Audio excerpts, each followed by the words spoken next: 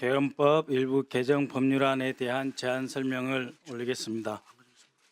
존경하는 성일정 위원장님, 그리고 선배 동료 위원 여러분, 더불어민주당 부평을 박선원 의원입니다.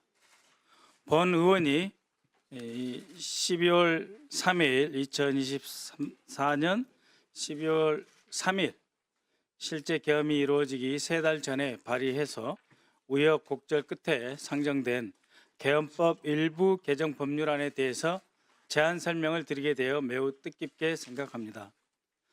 지난 2024년 12월 3일 결코 일어나지 않을 것이라던 계엄이 현실이 되고 말았습니다.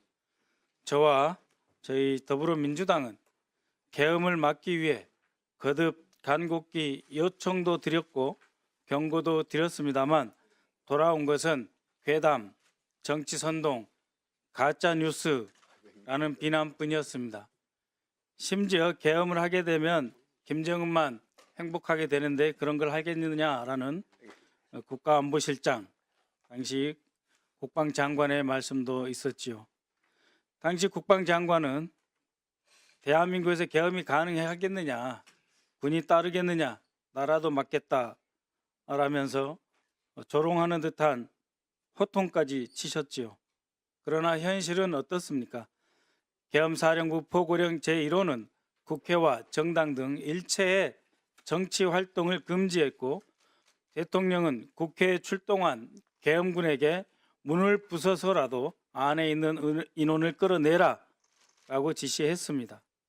저희는 죽어도 본회의장에서 죽겠다는 각오로 국회로 달려갔으며 간발의 차이로 간신히 막아낼 수 있었습니다만 만약 그렇지 못했다면 지금 우리는 전혀 다른 대한민국, 전혀 다른 세상에서 살고 있을 것입니다.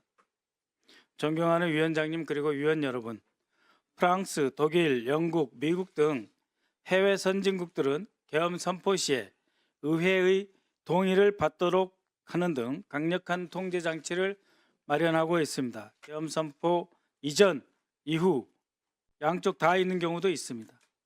이러한 해외 입법례를 반영해서 우리 대한민국에서도 다시는 이 같은 일이 반복되지 않도록 제도적 장치를 마련하는 데 주안점을 두었습니다.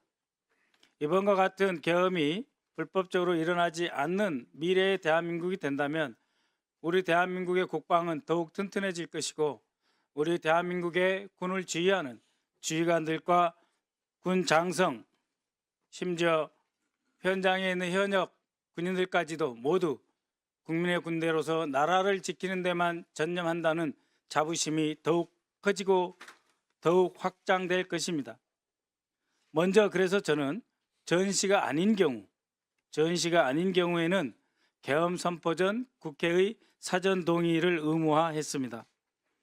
다시 한번 거꾸로 말씀드리면 북한이 제2의 남침을 한다든지 그래서 대한민국이 정말로 단 한 30분, 1시간도 지체할 수 없는 전시라고 하는 경우에는 제외하였습니다. 그래서 전시가 아닌 경우 계엄 선포 전 국회의 사전 동의를 의무화했습니다. 다음으로 계엄 선포 후에 72시간 이내에 국회의 사후 인준을 받도록 했습니다. 끝으로 지금 합참에서 발행한 계엄 신무 편람에도 분명히 되어 있듯이 입법부는 계엄의 대상이 아닌 것으로 되어 있습니다. 따라서 체포 구금된 국회의원의 계엄 관련 표결이라든지 계엄 관련 중요 결정사항을 해야 할 경우에 본회의에 참석하는 것을 보장하도록 하였습니다. 존경하는 선배 동료 여러분, 12월 3일 계엄 당일 수많은 시민들이 거리로 나왔습니다. 불법 계엄에 여러 가지 종류의 장갑차로 보이는 장비까지 동원되었고 다양한 종류의 무기가 동원되었습니다. 약 20만 발의 총알이 불출되었습니다. 국회 앞에서 그러나 시민들이 계엄군 출입을 저지했습니다. 일상을 뒤로한 채 밤새 대한민국의 민주주의를 지켜주셨습니다. 이제 국회가 응답해야 될 때입니다.